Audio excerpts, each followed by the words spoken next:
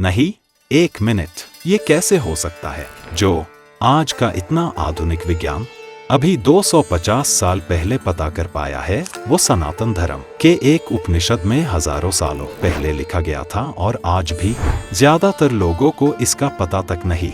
वैसे तो हजारों सालों से मानव बच्चों को जन्म दे रहे हैं। हम और आप दोनों इस बात के जीते जागते उदाहरण है। लेकिन स्त्री के गर्भ और पिता के वीर्य से एक नया जीवन कैसे बन जाता है? इसके पीछे की साइंस लगभग 250 साल पहले के आसपास ढूंढी गई थी, लेकिन सनातन धर्म के एक उपनिषद में इस प्रोसेस का पूरा विज्ञान बहुत ही सटीक बताया गया है। माता पिता के मिलन से होकर 9 महीने तक माता के गर्भ में होने वाले सभी स्टेजेस, बच्चे के शरीर के अंग, जेंडर, ट्विंस होने के रीजन, मानसिक वृद्धि और उसमें जीवन कब आया, ये सारी बातों पे नजर डाली गई है। एम्ब्रियोलॉजी ऑफ ह्यूमन, आसान भाषा में स्त्री के गर्भ में पूरे 9 महीनों तक बच्चे के ग्रोथ की जितनी भी स्टेजेस है, वो सब गर्भ उपनिषद में लिखी गई है।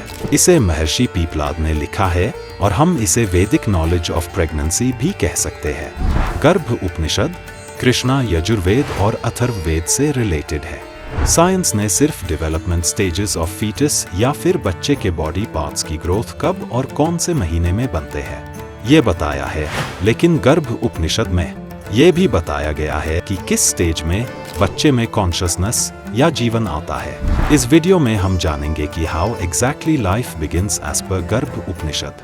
गर्भ का मतलब होता है सीड ऑफ लाइफ, इंग्लिश में embryo. The scheme of human anatomy, मानव के शरीर की बनावट। श्लोक 1। ओम सह नावतु सह नौ भुनक्तु सह वीर्यं करवावह तेजस्विनावधीतमस्तु माँ विद्विषाव है। ओम शांति शांति शांति। गर्भ उपनिषद का सबसे पहला श्लोक ये कहता है, हम सुरक्षित रहे, हमारे शरीर को पोषण मिलता रहे, हम हर काम को ऊर्जा के साथ करें, हमारी पढ़ाई जोरदार और प्रभावी हो, हम एक दूसरे से विवाद ना करें। ओम शांति शांति शांति। श्लोक 2। ओम पंचात्मकम पंचसु वर्तमानम षडाश्रयम षड्गुणयोगयुक्तम तत्सधातु त्रिमलम द्वियोनि चतुर्विधा हर्मयन शरीरम।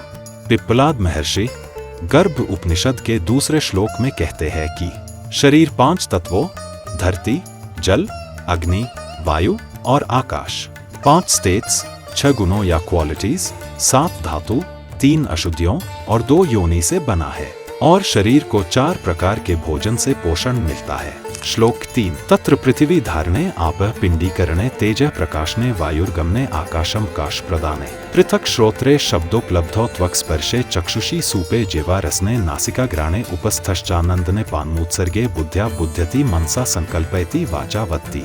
इस श्लोक के अकॉर्डिंग धरती हमारे बॉडी का सपोर्ट है, पानी चीजें जोड़े रखता है, आग रोशनी देती है, हवा गति को अनुमति देती है और आकाश जगह प्रदान करता है। श्लोक का दूसरा पार्ट हमारे 5 सेंसेस से रिलेटेड है, जैसे कान सुनने के लिए, त्वचा स्पर्श को महसूस करने के लिए, आंखें देखने के लिए, जीभ चखने के लिए और नाक सुगंध महसूस करने के लिए।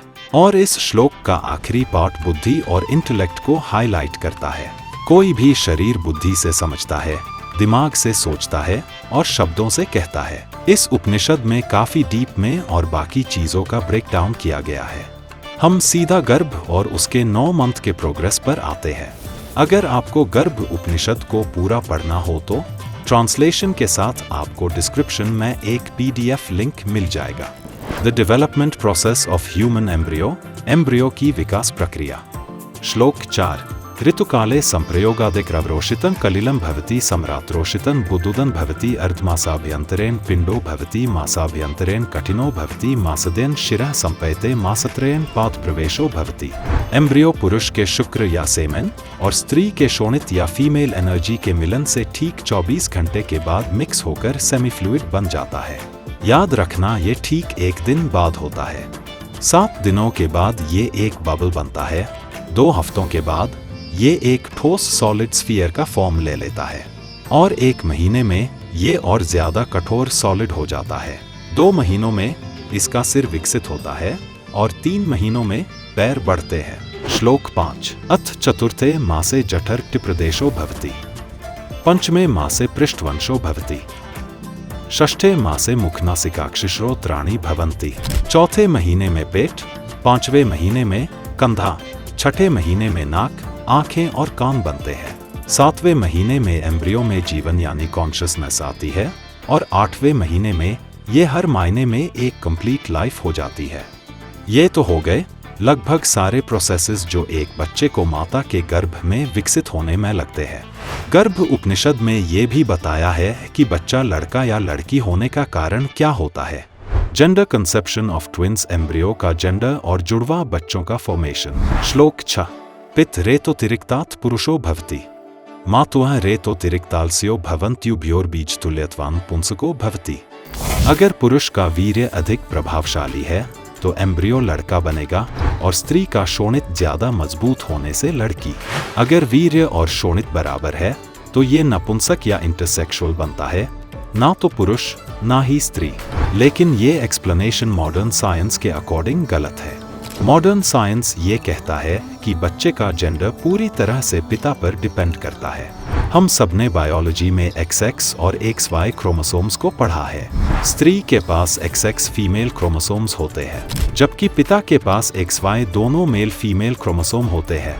लेकिन हमारा ये मानना है कि मॉडर्न साइंस विजिबल चीजों पर बिलीव करता है, जब हिंदुइज्म स्पिरिचुअल चीजों पर यानी कि गर्भ उपनिषद स्पिरिचुअल एंड मेंटल डोमिनेंस को बेस बनाकर इस आउटकम पर आया है कि माता और पिता दोनों ही बराबर के हिस्सेदार होते हैं बच्चे के जेंडर के लिए। अब ट्विंस के कॉन्सेप्ट पर आते हैं।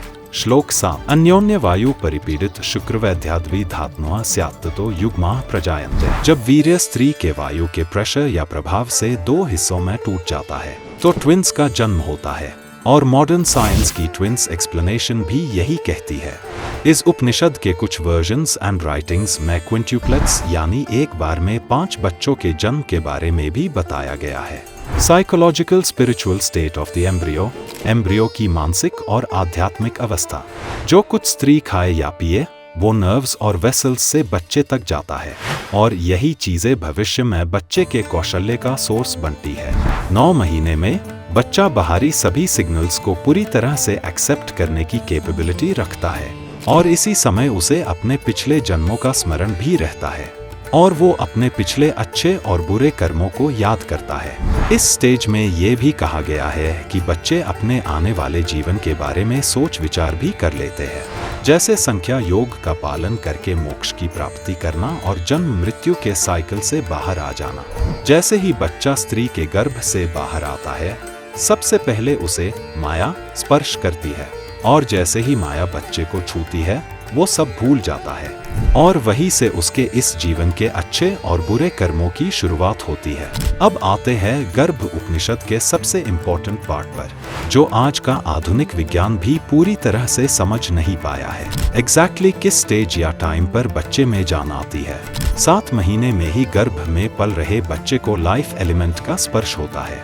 ये समय बहुत ही ज्यादा इम्पोर्टेंट होता है क्योंकि इससे गर्भवती माँ के पेट में पल रहे बच्चे की जागरूकता या कॉन्शियस माइंड का सफर शुरू होता है, जिससे वो अपने आसपास के माहौल को ऑब्जर्व करके उस पर रिएक्ट भी करने लगता है। कॉन्शियसनेस को गर्भ उपनिषद में अच्छे से हाईलाइट किया गया है, जो विकसित हो रहे बच्चे में दिव्यता और यूनिवर्स से उसके कनेक्शन को दर्शाता है।